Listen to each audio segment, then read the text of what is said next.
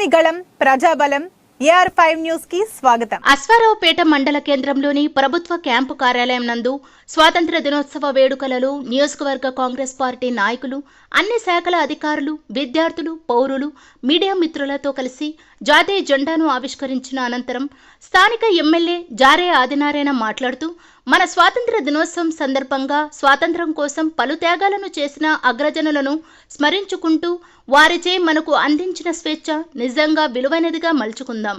ప్రతి ఒక్కరూ మన దేశాన్ని అగ్రగామి దేశంగా మార్చేందుకు పటిష్ట సంకల్పంతో పనిచేద్దాం.